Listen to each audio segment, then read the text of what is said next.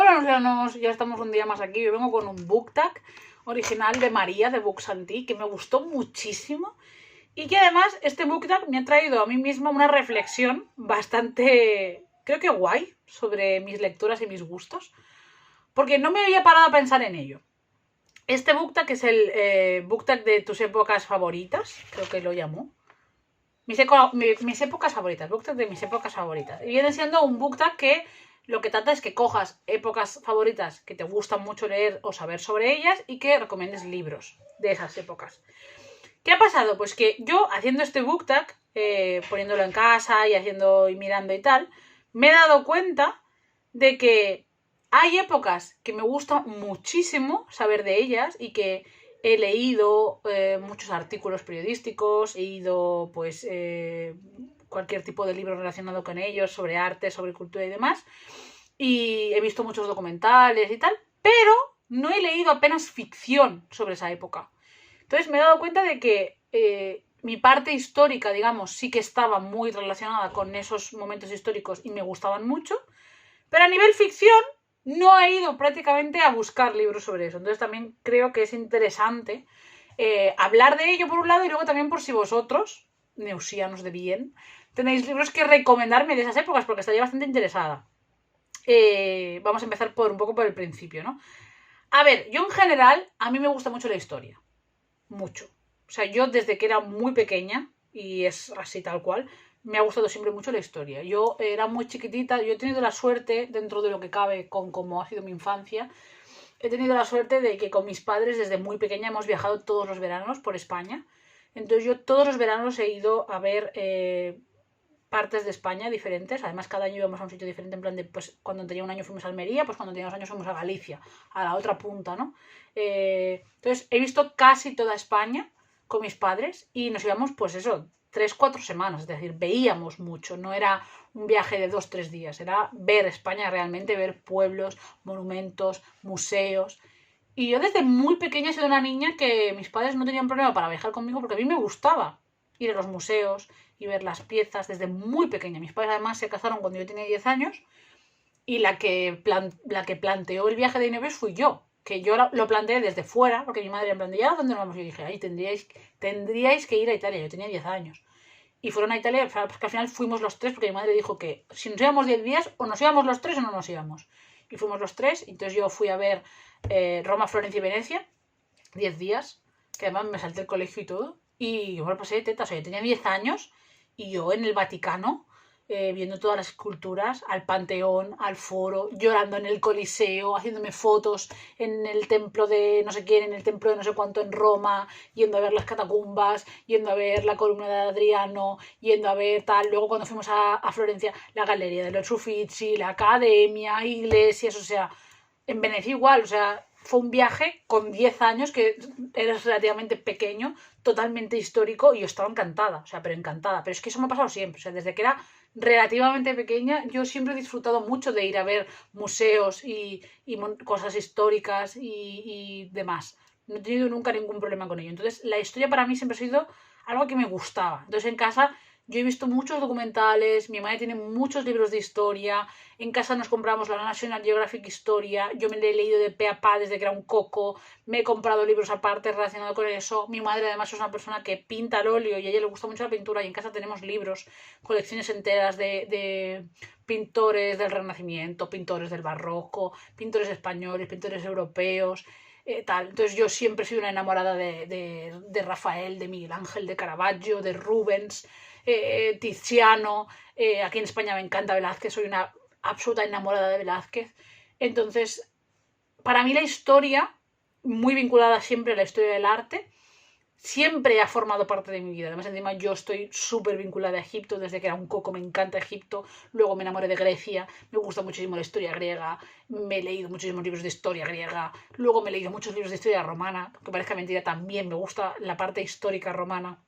Entonces, yo creo que no sería la misma persona sin no me gusta tanto la historia. Estoy muy vinculada a la historia. Yo empecé a leer novela adulta leyendo novela histórica. Entonces hay muchas épocas que me gustan y hay muchas épocas que quizá no me gustan tanto, pero me gusta también leer sobre ellas para profundizar. Si hay una cosa que me he dado cuenta también haciendo este book tag es que prácticamente todas las épocas que más me gustan son épocas relacionadas con Europa o en su defecto con Próximo Oriente. ¿Por qué? Pues porque vivimos en Europa, somos eurocentristas y yo no he tenido nunca asignaturas ni conocimientos ni me han llegado de la misma forma todo aquello relacionado con Asia, África y América como si me ha llegado de Europa. Sí estoy interesada en algunas cosas y sí, gracias a Dios, he aprendido algunas. A ver, por ejemplo, Egipto no deja de ser África, sí, pero es mediterráneo, es relacionado con nosotros, ¿no? O sea, no digo que no sea África, sino que de alguna manera Egipto sí te llega, como te llega Mesopotamia, porque sí está relacionado con lo que somos, porque no dejamos de ser eurocentristas. Pero luego tú nunca estudias Egipto después del Antiguo Egipto. Tú nunca sabes cómo Egipto estuvo años después, cuando llegaron los califatos allí, cómo se convirtió al Islam, todo lo que pasó en Egipto, todas las guerras que ha habido en Egipto, cuando estuvo Nasser, todo eso no se estudia. Porque ya no nos interesa, ¿no? Es como Próximo Oriente. Tú estudias Mesopotamia, luego estudias hasta cierto punto en España los omeyas, porque fueron los que vinieron desde Próximo Oriente al califato, y luego ya está. Y no nos preocupamos de saber ni Marruecos, ni Túnez, ni nada, ni allí. Ni lo que pasa ahora, ni lo que pasó con el Shah, ni nada de nada, ¿no? Entonces, si eso que está aquí al lado, ¿no? Pues imagínate tú, pues Namibia, imagínate tú, toda Asia, o sea, hay muchas cosas que me parecen muy interesantes, pero que a nivel historia no las he estudiado nunca. Por tanto, no te pican tanto el gusanillo. Y luego, a nivel, por ejemplo, yo que leía mucho National Geographic tiene muchas cosas muy guays, pero siempre tira mucho hacia ciertas épocas. Porque, por ejemplo, en América hay muchos artículos de National Geographic, pero muchos son relacionados con el colonialismo, con post-era Colón, cuando ya estaban allí los españoles, los portugueses, luego cuando llegan los estadounidenses cuando llegan los europeos a lo que hoy en día es Estados Unidos. Hay algunos, yo sí que recuerdo algunos artículos interesantes, tanto de mayas como de aztecas, pero hay otras cosas que cero, pero cero. O sea, y de culturas asiáticas, los unos, hasta cierto punto, algo, también más los unos europeos, los que llegaron a Roma, que no son los mismos de China, y algo de la cultura japonesa, del imperio japonés y tal, o del imperio chino, pero siempre mucho menos. Entonces yo también me he dado cuenta de que tengo conocimiento histórico hasta cierto punto europeo, porque somos eurocentristas y más allá de esto, no, como que no vemos, ¿no? Entonces, por esa parte sí que me gustaría poco a poco ir aprendiendo más del resto del mundo y dejar de ser tan así. O sea, yo soy consciente, intento cambiar eso, pero también soy consciente de que son muchos años y muchas cosas y también, quieras que no, también tienes unos gustos que te llevan a un sitio o a otro. Pero bueno, eso también quería comentarlo porque me parece que a veces no somos conscientes de lo cerrados que somos muchas veces con esto. Pero bueno. Si vamos al principio, yo he puesto 10 épocas y ya os digo que de algunas tengo cosas que contaros, pero de otras no tanto. Son 10 épocas y todas me gustan mucho. Las he puesto por orden histórico. Lo primero que me gusta muchísimo es el Antiguo Egipto, pero el Antiguo Egipto de verdad. O sea, a mí cuando la gente me dice, el Antiguo Egipto, no sé qué, y te hablan de Cleopatra, mira, eso no es el Antiguo Egipto, eso es una patata. Eso es el Egipto romano, que es una mierda, que ya no era ni... Para empezar, Cleopatra ya era dinastía tolemaica, ergo ya era Egipto griego. Egipto post Alejandro Magno, que Alejandro Magno es macedonio y además ya es la Grecia del final, de que eso ya no era ni Grecia. O sea, imagínate, eso ya no es nada. Es que no es nada, ya te lo digo yo. Pero es que luego, aparte, hay veces que dices, no, es que a mí el Egipto que me gusta, o sea, a mí el Egipto que me hace feliz es el antiguo Egipto, es el Egipto de las pirámides, el Egipto de Keops, de Kefren, de Micerinos. Si me apuras, el Egipto de Ramsés, el Egipto de Seti, el Egipto de Hatasu, ese Egipto poderoso, antiguo, de hace 5.000 años, que se dice pronto. O sea, Cleopatra es más contemporánea a nosotros que a la creación de las pirámides. O sea, imaginad la diferencia de años que hay ahí. ¿vale? A mí me gusta ese Egipto antiguo, ese Egipto poderoso, ese Egipto imperio, ese Egipto alto Egipto, bajo Egipto, con todos esos dioses, con toda esa historia, con toda esa cultura, la matemática que tenían, la medicina, o sea, Egipto era... Es que no somos conscientes hasta qué punto de lo hacia atrás que hemos ido cuando la cristiandad llegó. O sea, Egipto, Mesopotamia y Grecia antigua eran caldo de cultivo de ciencia, caldo de cultivo de saber, caldo de cultivo de grandes hitos históricos, como la democracia, que luego quedaron casi 2000 años aguantados hasta que volvieron a surgir. Y una de las cosas que cortó todo eso fue la religión cristiana. Entonces no somos conscientes de qué mundo tendríamos si ese Alto Egipto, si esa Grecia hubieran sido lo que hubiera quedado en nosotros. Si eso hubiera sido el imperio que estuvo y no esa Roma corrupta y guerrera que solo le interesaba batallar y que no estaba interesada en el conocimiento y en el saber como sí lo estaban esas culturas, y esa Roma que luego acabó cogiendo la cristiandad como propia y nos llevó a muchos años de oscuridad. Lo siento. Que luego, obviamente, claro que hubo cosas, pero ¿vosotros sois conscientes del concepto de que los egipcios ya sabían muchas cosas de astronomía, de anatomía, de medicina? Entonces, que hasta 3000 años después no volvieron a saberse. Es que es muy heavy, ¿eh? Es que es muy heavy. Que fuimos para atrás en lugar de para adelante. Pero bueno, a mí de ese Egipto antiguo me gusta todo. Tengo que reconocer que libros de ficción de ese antiguo Egipto, Pauline Gage, Guy Ratchett, Los crímenes de Anubis, que me gustó mucho ese libro, y quizá alguno de Christian Jack. Lo que pasa es que no soy tan fan de Christian Jack, tampoco he leído tanto. De Christian Jack tengo que leer más para saber que sí, que no. Pero a mí de ese Egipto me gustan mucho estos libros, pero de ese Egipto yo lo que más he leído no es ficción, lo que más he leído son artículos, documentales y libros de historia como tal, porque a mí me parece fascinante. O sea, aparte de todo lo que tiene Egipto en el sentido de cultura, mitología, dioses, teogonía, cosmogonía y demás, y arquitectura y arte, es todo lo que tenían de matemática, de aritmética, de anatomía, de medicina, de cómo entonces construyen lo que construyen. O sea, a nivel ingeniería, la ingeniería egipcia de entonces es que estaba avanzadísima. Es que todos los teoremas y todos la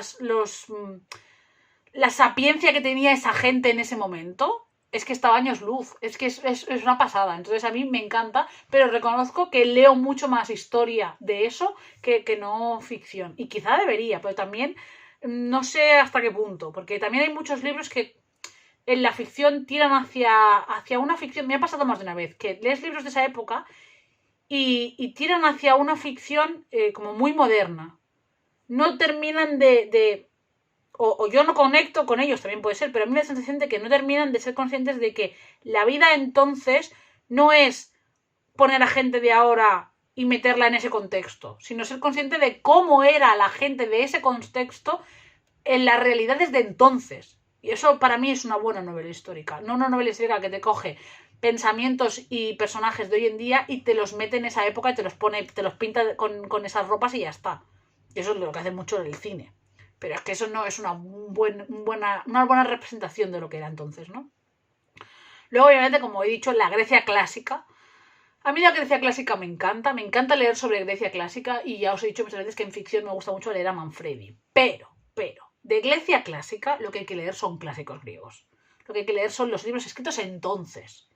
Eso es lo que hace que tú entres en Grecia. Es lo que te atrapa totalmente de Grecia. Y mira que esos textos, yo soy consciente de que esos textos no son la cosa más fácil de interpretar, ni de seguir, ni son los más entretenidos, ni los más diferentes. Pero esos textos son tan interesantes y tan importantes porque no son textos de cómo nosotros hemos visto o cómo el ser humano cree que era la Grecia entonces, sino cómo era realmente. Son de entonces y eso tiene un valor para mí incalculable. Entonces a mí poder leer clásicos griegos de entonces, escritos entonces, es que no tiene parangón. Entonces a mí me encanta. Pero con Grecia me pasa igual. O sea, creo que va a ser un poco lo que voy a decir un poco con todas las épocas. Con Grecia he leído muchísimo más de artículos sobre Grecia y textos sobre Grecia y he visto documentales sobre Grecia que no leer libros de Grecia de ficción. Y mira que me gusta, pero soy más de la parte histórica, de la parte académica y del conocimiento, no tanto de la literatura. Luego tenemos a la Grecia de Alejandro Magno. Yo siempre digo que la Grecia de Alejandro Magno ya no es Grecia. O sea, sí tiene cosas de Grecia y como buen aristotélico que era Alejandro Magno, porque fue su mentor, sí tiene muchas cosas relacionadas con Grecia, pero hay muchas cosas que ya no son Grecia. Grecia ya está en una época tardía donde su apogeo y su momento cumbre ya no está, es invadida por lo que ellos consideraban los bárbaros de Macedonia, en una idea mucho más cercana a Roma, esa idea de conquista, de anexión, de ir al fin del mundo, a convertirlo todo en nuestro, cuando los griegos eran un país formado de pequeñas ciudades y pequeños estados en los que eran del estilo un poco de yo no voy a conquistar a nadie, pero tampoco que venga nadie a conquistarme a mí.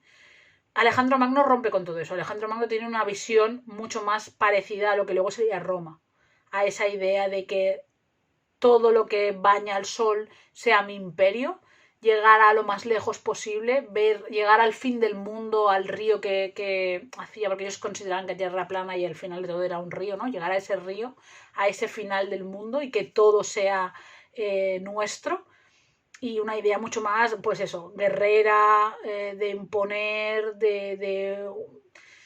Es una Grecia muy diferente a la Grecia clásica, pero a la misma vez a mí la figura de Alejandro Magno me parece súper interesante. Siempre me ha parecido un personaje histórico muy interesante por muchas cosas y me ha gustado siempre mucho leer sobre él y leer sobre los viajes y leer sobre por qué quiso ir allí, leer sobre las historias de cómo fue concebido, de quién era hijo, de quién no, todas estas cosas, la relación que tenía con su madre, la relación que tenía con sus hombres, la relación que tenía con Hefestión, porque también es un tema que me da bastante rabia cuando la gente habla de esto, porque yo soy consciente de que es muy importante a lo largo de la historia hablar de cómo nunca ha sido la heterosexualidad el único modo de vida. O sea, yo creo que es súper importante recordar siempre que a lo largo de la historia siempre ha habido personas LGBT. O sea, las personas LGBT no aparecen como setas ahora. Han existido siempre porque es parte de la naturaleza humana y de la vida. O sea,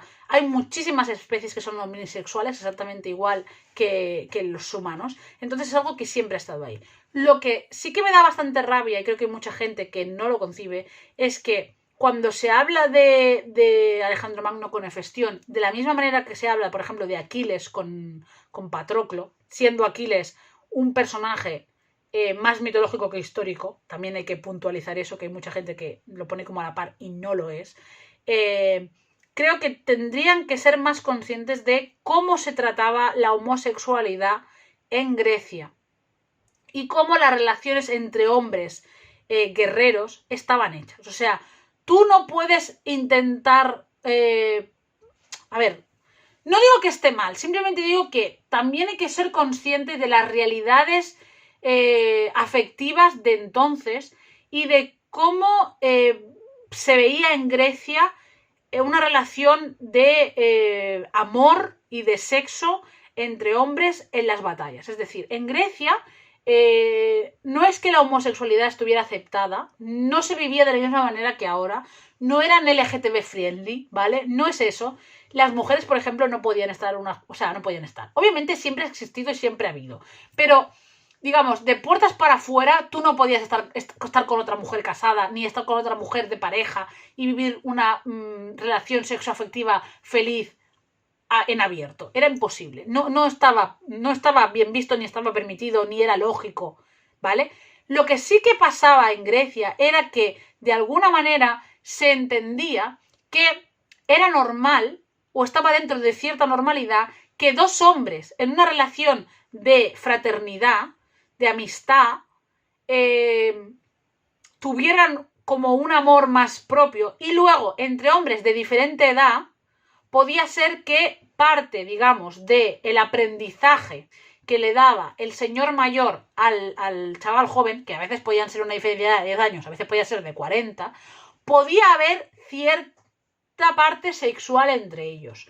pero de maneras muy concretas y muy tal. No de manera como hoy en día de una pareja toda la vida juntos, con una vida juntos, con unos hijos juntos, tal. No, no era real, ni estaba bien visto.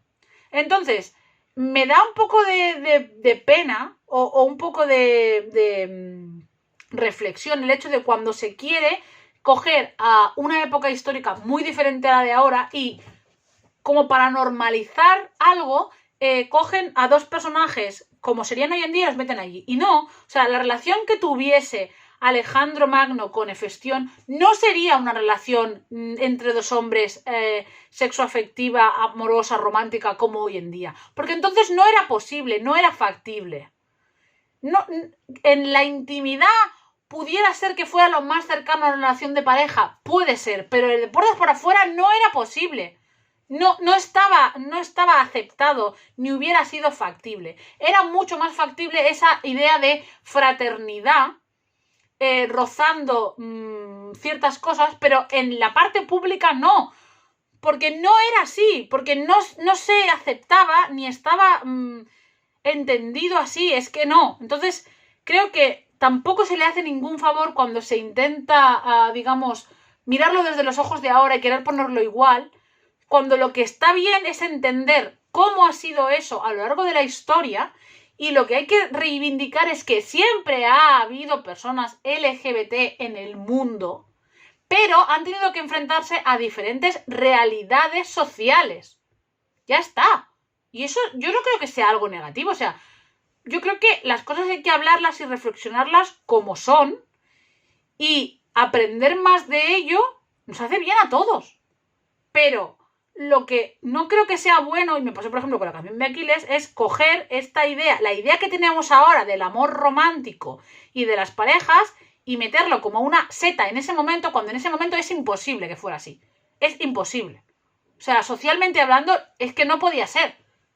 Exactamente igual que no hubiera podido ser en la Edad Media. Quiero decir, no es porque yo no quiera, sino porque socialmente hablando no se podía. Ojalá. Es como, por ejemplo, pretender y decir que en Roma estaba súper aceptado el LGBT. Pues no es verdad. Es verdad que el concepto de las orgías, de las bacanales y el acostarse unos con otros y demás eran como mucho más así. O sea, el concepto este de hueva, pues ala, pero no estaba socialmente aceptado que un hombre estuviera con un hombre como pareja, y una mujer con una mujer como pareja. No lo estaba. Eso no quiere, que vuelvo a repetir, eso no quiere decir que no existieran. Claro que existían, porque han existido siempre, porque va intrínseco, porque es natural, es tan natural ser homosexual o bisexual como ser heterosexual. Es totalmente natural, o ser asexual, o ser demisexual, es natural, todo es natural. Lo natural no es ser hetero, no, todo es natural. Y ha existido siempre, pero las realidades sociales eran las que eran. Y es importante hablar de ello. Es importante hablar de ello para ver cómo hemos evolucionado, cómo hemos llegado y para que no se repita. Joder. No sé, a mí me parece muy importante y me parece que a veces la gente... no sé. Seré yo. Luego tenemos en Roma en su apogeo, tanto en la parte republicana como en la parte imperio. Yo creo que además a Roma muchas veces se la juzga de una manera con ojos de hoy. O sea...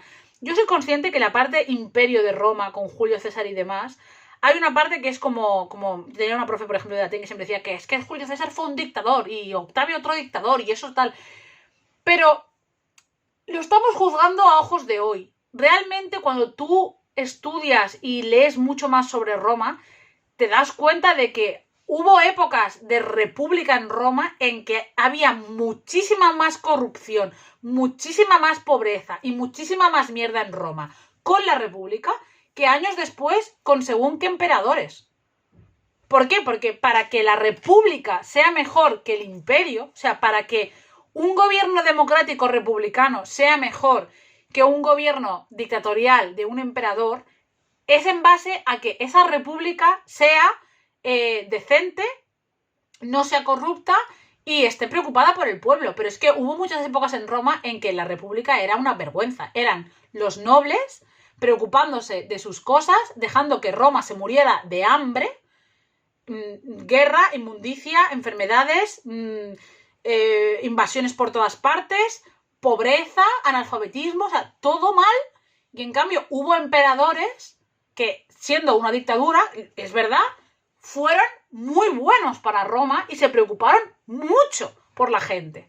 Entonces, claro, visto desde el punto de vista de hoy en día, comparado con grandes dictadores de la historia, pues sí, suena muy mal. Pero hay que entender cada época histórica en su contexto y por qué.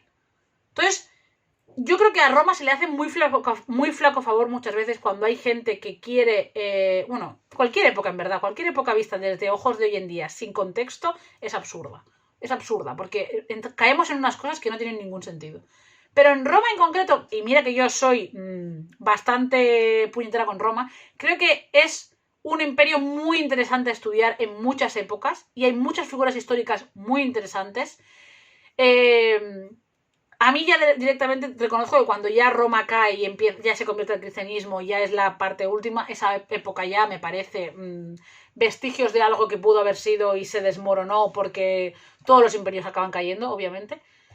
Pero a nivel histórico es muy interesante y Roma ha hecho muchas cosas y forma mucha parte de lo que hoy en día es Europa. O sea, España no es España sin toda la época romana. En muchos niveles, a nivel lengua, a nivel arte, a nivel cultura. Que obviamente con Roma yo el problema que tengo, entre otras cosas, es que Roma hay muchísimas cosas que no son suyas. O sea, Roma lo que hacía era invadir y copiar, invadir y copiar, invadir y copiar. Y hay muchas cosas que tenemos hoy en día que son griegas. Que son griegas, que son egipcias, que son macedonias, que son de los francos, de los godos, y las ha traído Roma porque Roma pillaba de aquí, pillaba de aquí, pillaba de aquí y las metía. Pero no se puede negar toda la importancia que tiene Roma en cómo ha ido evolucionando Europa y toda la importancia que tiene en muchísimas cosas el Imperio Romano. En muchísimas cosas a nivel arte, a nivel cultura, a nivel ingenierías, infraestructuras, las carreteras. O sea, seamos sinceros, de las carreteras más importantes de España es la Nacional 340 y la Nacional 340 es una vía romana. O sea, imagínate. Cosas de puertos, de líneas, todo eso, Roma tiene mucha importancia. Entonces creo que hay que entenderla en su punto y analizarla como se debe en el contexto histórico en el que está. Y bueno, yo aquí he puesto dos, que por una parte me gusta mucho leer época histórica. A mí me gusta mucho leer, por ejemplo, la Guerra de las Galias, me parece maravillosa. Y luego Terence Moix. Terence Moix sí que me gusta en esa época. Lo que pasa es que Terence Moix, bueno, es una ficción bastante personal. Bastante él. Que Terence Moix era bastante especial. Y lo que he dicho antes de Alejandro Magno, la única saga que puedo recomendar de Alejandro Magno que me gustó y aún así tiene sus licencias es la de Manfredi. Que no lo he dicho porque soy lo peor del mundo. Pero sí, es que me voy por las ramas. Siguiente época que me encanta leer y que me gusta mucho saber, pero que en verdad no leo tanto. El Califato de Córdoba. Califato de Córdoba, reinos de taifas y demás. Los 700 años prácticamente que estuvieron en España los diferentes tipos de gobierno de musulmanes. Me parecen interesantísimos, porque volvemos a lo mismo. Córdoba, en el año 900, es capital de Europa en todo. En Córdoba, el sistema de alcantarillado, la cantidad de alfabetización que se tenía en Córdoba, cómo gracias a los musulmanes y a los judíos de muchas ciudades bajo el califato de Córdoba se tradujeron y se conservaron muchos textos antiguos, tanto egipcios como griegos. La cantidad de conocimiento que había a nivel de astronomía, de agricultura, de pesca, de cartografía, matemáticas, aritmética, ingenierías. O sea, era un conocimiento, un saber en medicina, en filosofía. O sea, eso era una cultura impresionante. O sea, el Califato de Córdoba es una época fantástica y maravillosa. Además, a la misma época en que en el mundo, en Próximo Oriente, también está, que sería la siguiente época, las junto porque me gusta mucho. Esa época, para mí, maravillosa, donde es eso, donde la ciencia, mientras en Europa no podía avanzar porque topaba todo el rato con la iglesia, en todo Próximo Oriente se hacía. O sea, en Próximo Oriente en el año 1000 se hacían operaciones de cataratas en los ojos. De cataratas en los ojos. Cuidado. Que aquí hasta el siglo pasado aquí no se hacían. Y allí ya se hicieron una evolución en tantas ramas del conocimiento y en salubridad y en ingenierías de calles, de casas, de construcciones, el arte, la cultura, la música, los pensamientos. O sea, era un pensamiento, una cantidad de personajes célebres y de mentes impresionantes en esa época, que me parece que se habla muy poco de ello, muy poco, sobre todo por eso, por el eurocentrismo y la cristiandad. Y me parece que hay que leer mucho más y aprender mucho más y quitarse un poco la venda de los ojos y lo que se nos inculca y se nos mete siempre a fuego de lo que es el Islam y de lo que el Islam supuestamente representa o lo que supuestamente ha hecho. Yo creo que ahí hay que profundizar muchísimo más. Y bueno, de esta época, tanto del Califato de Córdoba como Próximo Oriente, en España lo que más he leído es a Jesús Sánchez Adalid y me ha gustado bastante. El Mozárame me parece un libro absolutamente imprescindible. Y de ese mundo me gusta mucho El Médico de Noah Gordon, yendo para Próximo Oriente. También está muy bien tanto el libro de Avicena como el libro de... Bueno, Avicena aquí, en su origen es Ibn Sina, como el de Saladino. A mí Saladino me parece una figura histórica importantísima. Cómo consigue recuperar Jerusalén es impresionante. Y yo El Reino de los Cielos no sé hasta qué punto está bien hecha o no. La verdad nunca me he puesto a investigar hasta qué punto es coherente históricamente. Pero a mí el momento Saladino de yo no soy cristiano me parece, vamos, es como Owen diciendo yo no soy un hombre. Es ese momento, ¿no? Me gusta muchísimo. Pero me pasa lo mismo. Con el Califato de Córdoba y con Próximo Oriente he leído mucho más de libros de historia y artículos y documentales que no libros de novela. Luego aquí esto es lo contrario. Yo la Escocia medieval la conozco a través de los libros de novela romántica, que por eso yo soy consciente que hasta qué punto será cierto y hasta qué punto las autoras de novela romántica se informan 100% perfecto, soy consciente. Pero reconozco que lo que más he leído y lo que más conozco de Escocia de esa época es gracias a los libros de Highlanders, a la cantidad de libros de Highlanders que he leído. No he leído tantos artículos, ni libros, ni novela de ficción de Escocia, tanto como de novela histórica romántica. De eso he leído muchísimo. Quizá debería leer más. Eso sí que me lo planteo más adelante, leer más libros de Escocia no relacionados con la novela romántica, pero es que reconozco que a mí leer novelas de Highlanders me hace muy feliz. Me gustan mucho, me lo paso muy bien, me gusta mucho ese tipo de personajes y de algunas capítulos en concreto me los he gozado muchísimo. Luego hay una época histórica europea, que para mí es de las mejores épocas del mundo, porque me encanta, que no soy consciente de haber leído ningún libro sobre ello, ningún libro de ficción, no he leído nada de literatura sobre ello, pero me gusta muchísimo y sé más o menos bastante de ello, tanto a nivel histórico como a nivel artístico, que es el Renacimiento italiano. A mí el Renacimiento italiano me parece la mejor época de la vida, sinceramente. O sea, el Renacimiento en general en Europa me parece el mejor estilo arquitectónico de todos. Yo soy renacentista a muerte, pero es que en concreto el Renacimiento italiano a mí me parece que es una época de florecimiento cultural, artístico, social. Es un momento de esplendor total, de mecenas y auge de pensamiento que me parece impresionante. Entonces yo lo amo. O sea, el Renacimiento me parece maravilloso. En España, por ejemplo, la única catedral renacentista que hay es la de Granada y es absolutamente preciosa. Y me encanta. Y luego a nivel artístico italiano, yo es que no me canso nunca de ir a ver cuadros y monumentos y catedrales y todo renacentista. Que también es verdad que a mí me gusta mucho el gótico y me gusta mucho el barroco y me gusta mucho el neoclásico, pero el Renacimiento para mí es el sumum de todo. Me encanta. Es un periodo histórico que me parece maravilloso y que no me canso de buscar historias y de aprender y de leer artículos y ver documentales. Pero soy consciente, y me he dado cuenta más aún mirándolo aquí, que no he leído libros de ficción de Renacimiento italiano. Entonces me gustaría que tenéis recomendaciones de libros de ficción de Renacimiento italiano o de Renacimiento en general, o sea, libros ambientados en el Renacimiento europeo, aunque no estén en Italia, y libros concretamente de Renacimiento italiano, porque es que me apetece leer algo, pero no sé. La verdad, no tengo conocimiento de ello.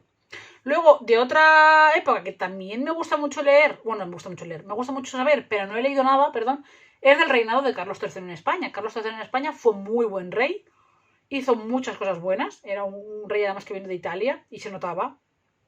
Y es un rey que me parece muy interesante, pero no he leído libros de Carlos III. Que bueno, en general de la monarquía española, a mí a nivel monarquía española sobre los reyes, he leído sobre los reyes católicos y he leído sobre Juana la Loca y creo que algo tanto de Carlos I como de Felipe II. Pero tampoco soy tan fan. Yo no soy muy fan de leer libros sobre reyes. Me pasa lo mismo con los Tudor en Inglaterra y tal. He leído libros sobre los Tudor, sobre Enrique VIII, sobre Ana Bolena, sobre Catalina de Aragón, sobre María Tudor. He leído y conozco, pero no me gusta. A mí me gusta, no me gusta especialmente, me refiero. A mí me gusta más leer sobre la época, leer sobre la vida de entonces y sobre gente, digamos, variada cuando estaba gobernando no sé quién, que leer sobre el no sé quién en sí. Yo no soy una persona que disfrute especialmente de leer sobre monarquías. La verdad, no es algo que me encante. A no ser que sea un libro sobre monarcas, hablándote de los monarcas en sí y tal, que sea de no ficción. A mí los libros estos y las series y todo esto que van sobre la realeza no son de mi estilo. No es algo que me interese lo más mínimo, la verdad. Entonces me gustaría leer más sobre según qué épocas de España, históricamente hablando, y sobre Carlos III me interesa bastante por los cambios que hizo en España, pero no he leído nada, así que tengo que buscar libros sobre ello. Y lo último, que esto no es una novedad para nadie, la última época de la que me gusta mucho leer, y de esta sí leo mucho, aunque leo muchísimo más no ficción que ficción, es sobre la guerra civil y el franquismo. Yo sí soy, y lo digo siempre, sí soy una persona que considera que la gente tiene que leer más y conocer más la guerra civil y el franquismo. Porque es la única manera de que no volvamos a repetirlo. Que con una vez creo que ya hemos tenido bastante. Entonces, yo sí soy una persona que cree que tendría que hablarse más en institutos y colegios sobre el tema, que tendría que reflexionarse más, que tendrían que cambiarse términos, que tendría que adaptarse más según qué cosas, que tendríamos que conocer más nombres propios de nuestra propia historia y que hace falta más que nunca una ley de memoria histórica en este país y que por fin se saque a mucha gente de la cuneta y al menos sus familiares puedan tener una tumba a la que ir. Exactamente igual que tendría que... Es bastante vergonzoso que Machado no esté enterrado en España, que Lorca no tenga una tumba y tantos como ellos. Pues eso. Entonces, de Guerra Civil y Franquismo no os pongo libros porque ya os digo que dentro de no mucho, espero, va a venir una sección nueva que me hace mucha ilusión y en esa sección hablaremos largo y tendido sobre Guerra Civil, franquismo, libros relacionados con ello y demás, porque creo que hace falta y creo que también es algo que puedo aportar yo a este canal para todas las personas que estén interesados en ello. Y nada, lo voy a dejar ya por aquí porque este vídeo es eterno. Y nada, eso, que quería un poco reflexionar también sobre ello, ¿no? Sobre las épocas históricas, el conocimiento que tenemos a través de ellas, cómo a veces llegamos a través de la ficción, cómo a veces no pensamos en la ficción. Yo me pasa eso, que hay épocas históricas que me gustan mucho, pero no las concibo tanto como ficción, como leer historias ambientadas entonces, sino como ir a buscar hechos históricos, ir a buscar ensayos, ir a buscar artículos, ir a buscar documentales. No me sale tanto ir a buscar ficción y quizá debería. Así que si de cualquier época de las mencionadas tenéis recomendaciones que hacerme, por favor dejármelas abajo y me las apuntaré todas como siempre. Ya lo sabéis, que espero que os haya gustado, que este book tag de Books&Tea era un poco diferente. Yo lo sé, María, lo siento, perdóname. Espero que no me mates. También se lo vi a Adrián y si me acuerdo de alguien más que se lo haya visto lo dejaré abajo en la cajita, que no me cuesta nada. Y eso, no sé, que me gustaría que me dijeseis, si habéis llegado hasta aquí, cuál es vuestra época histórica favorita y cuál es el libro de esa época histórica que más os gusta leer, sea de ficción o de no ficción, me da igual. Y nada, como yo siempre, haz donante sangre y de médula si puedes, sé buena gente, manda la mierda de tiempo y ponnos en tu vida y serás más feliz. ¡Te quiero!